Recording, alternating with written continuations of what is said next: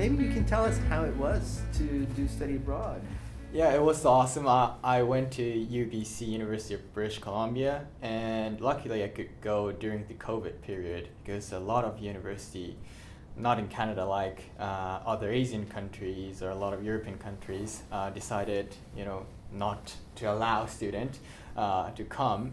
But thankfully, I could go there and I met a lot of friends. UBC is kind of famous for its diversity, not only exchange student, but also, general international students belongs there, so many.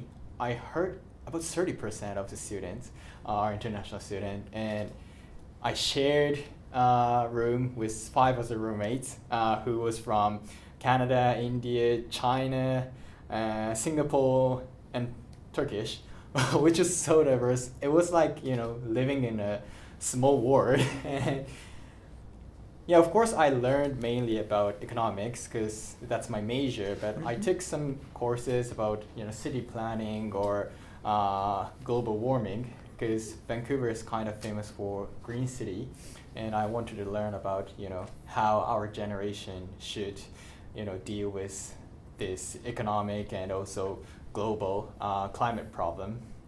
And How were the courses?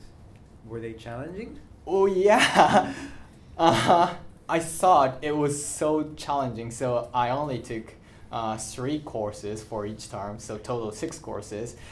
Even though it was so hard, different to Japanese courses. There are so many discussions, so I had to prepare what to present and what to answer to the questions from professor or other students. And they were so thoughtful. They asked me so many difficult and complicated questions. So sometimes I had to be quiet and think about what to answer. But they're at the same time really kind. And yeah, of course it was challenging, but I think I learned a lot of things, including about the topics and also about friends. Yeah. Good. How about you? What made you want to do study abroad? Is that common among Swarthmore students, or? Yes, I think Swarthmore has a very high percentage of study abroad participants. Definitely not so much in the last 3 years, but in general, I think around 40% of Swarthmore students go abroad at some point. I am a history major as well as a global studies major, and global studies majors are very highly encouraged to go abroad if possible. And with my history degree, I'm sort of focusing on Asian history, and in that sense, that region of the world is sort of where I wanted to go. So how are you finding your experience here? It's been really, really good. It's a little overwhelming to the sense that there's so much happening all the time, but in a good way. I think that's a combination of Tokyo, the city itself, just being so populated, and there's so many things happening, and it's such a bright city. And also just within the UTokyo campus, I've met a lot of fellow exchange students, USTEP students, and getting to know them and going out to lunch and meeting day students and doing all these kinds of activities and going to visit different places around town. It's been a lot, but it's been really, really fun so far. Have you been able to meet with University of Tokyo students? Yes. I actually joined a circle. Oh, you did? So I went to Yamanakako over the weekend, and we stayed at a Japanese style inn. Wow. Yeah, What so circle are you? It's called FGA. It's the rock music club. Oh, I guess. rock music club. What do you do? Oh, I sing sometimes. Oh, you sing. I don't play an wow. instrument, but yeah, so we got to go to Yamanakako, and I was maybe one of 2 other people who were international students on that trip. So when we were settling and just sort of in groups and talking and all that kind of stuff, I got to meet and make friends with basically all day students, which was really, really cool to actually get to know people. I mean, I had to speak Japanese the whole time, so it was a little bit of a challenge, but it was a good experience, I think. Good.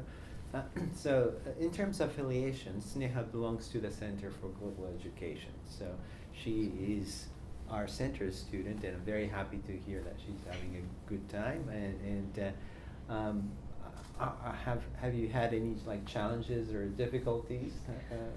Oh gosh, I think in general, just culture shock, I would say, is the fact that a lot of places in Japan don't take credit card. I know it's a very, very small thing, but Right. But that's a good piece of observation, actually. Why is it? And, this is supposed to be a very like high-tech, advanced society, and yet it remains a very cash-oriented society. Right. So what does cash mean in the field of economics? Why are people attached to this money? In the field of economics. All right, that's a good question. I think it's most difficult, even when I was in Vancouver. I hadn't asked that question. Well, but what I think is because Japan is kind of aging society, and there are so many small stores, which usually owned by elderly people. So I think that's one of the reasons it's hard for them to introduce a cashless system. They cannot have easy access to how to introduce those systems. And also for customers, especially those who used to use cash to buy some things, they don't want to change to the credit card or other online cash system. Well, I don't have any economic options there.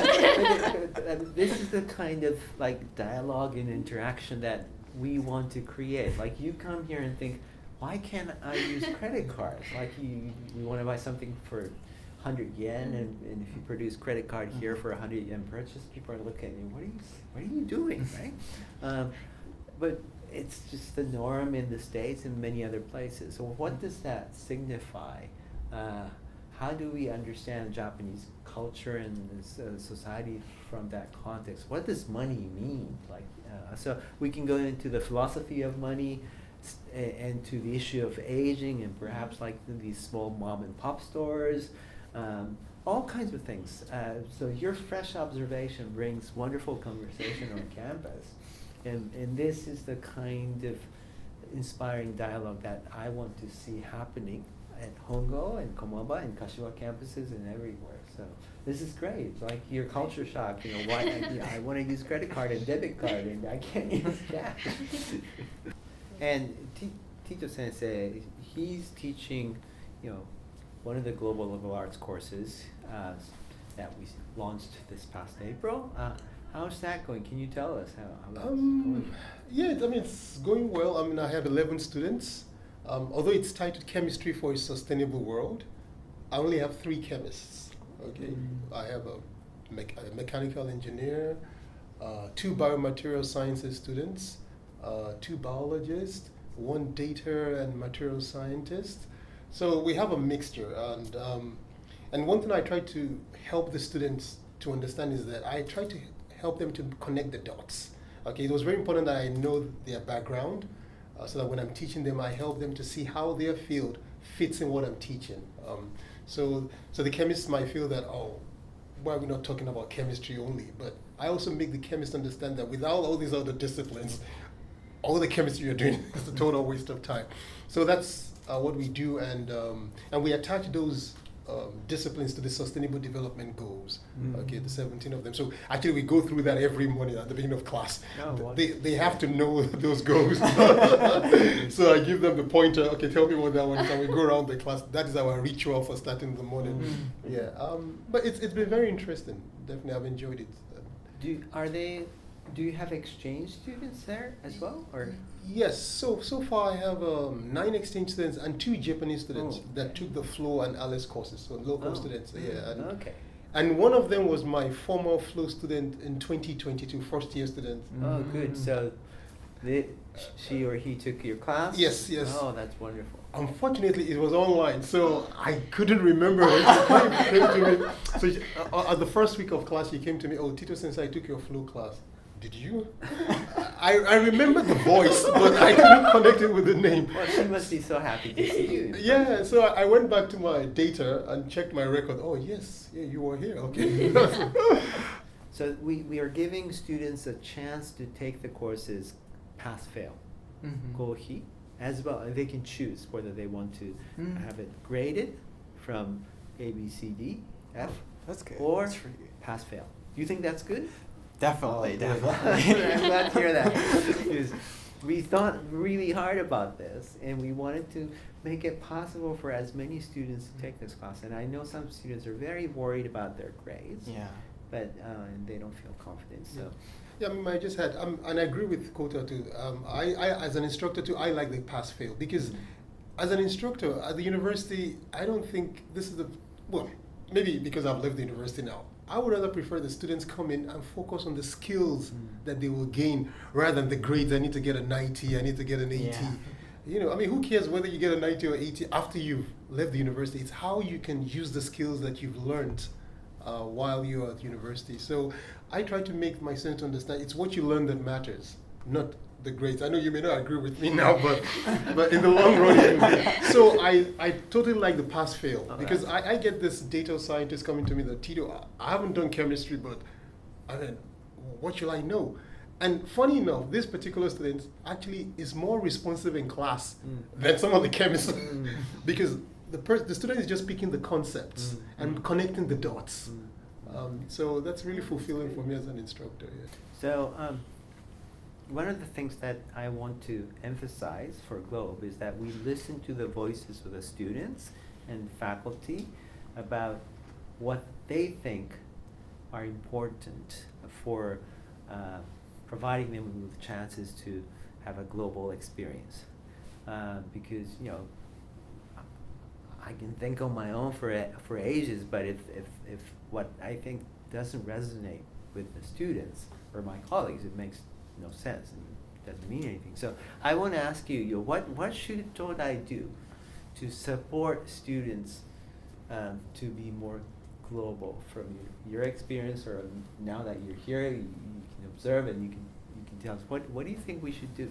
Well, I think what U of T should focus is to encouraging students, especially have a difficulty or haven't decided whether to study abroad or not. Because, like me, I really wanted to study abroad, so I think I did without any support from this university or other staffs. But there's so many students. I'm now working as a student assistant or Yes. staff Thank in you. Hongo国際交流館 and yeah, when I'm working there, I hear a lot of voices from students whether I should go. I'm not, I don't have courage about my English, and it's kind of difficult to get scholarship, and I don't think I can go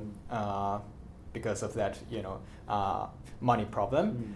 And I think because there are so many students who have such problems, so it's really great if University of Tokyo can do something about those students who cannot decide whether to go or not. Can you give me an example of a thing that we can do for these students? Well, to solve mental problem, I think we should, open more events to have communication with students who study abroad, like me, or who are studying abroad, like you. Okay.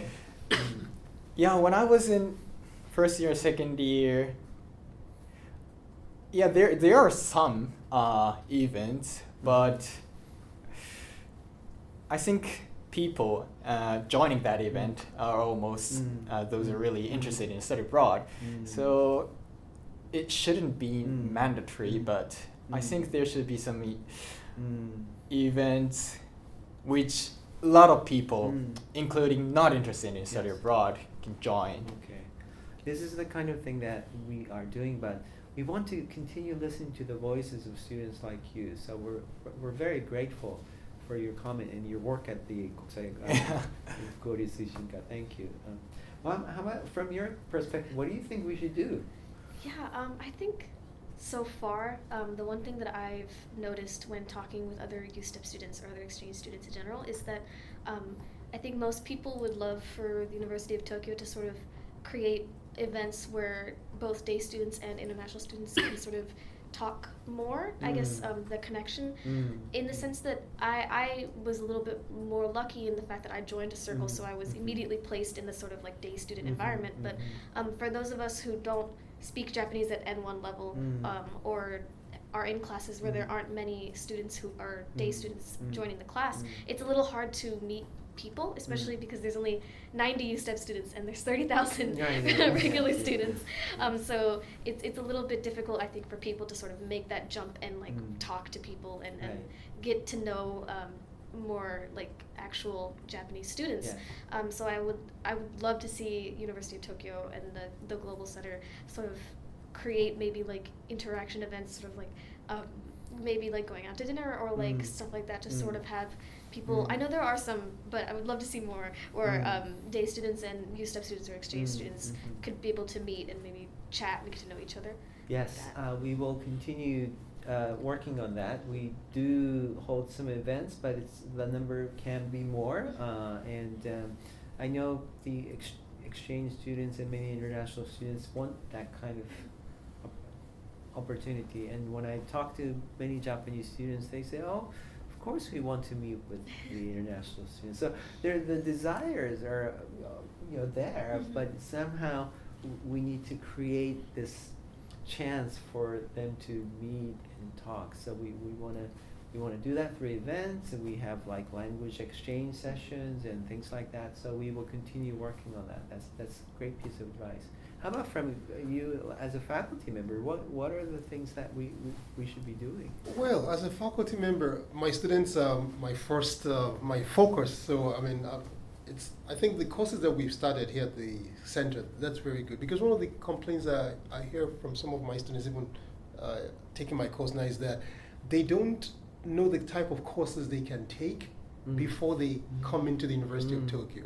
Yes. Yeah, and I think one thing we can do, definitely at center, is the courses that we're offering now, the ones that we will offer, we've got accreditation from them, from the university. We can prepare our own list, distribute it to all our partner universities, exactly, and so that the incoming students like you will have a list that, okay, if I come at this semester, these are the courses I can take, and I will get credit for it. Not until when I get here, I'm start looking for courses, and I don't know whether my university is going to approve it or not. Oh right? gosh, yeah.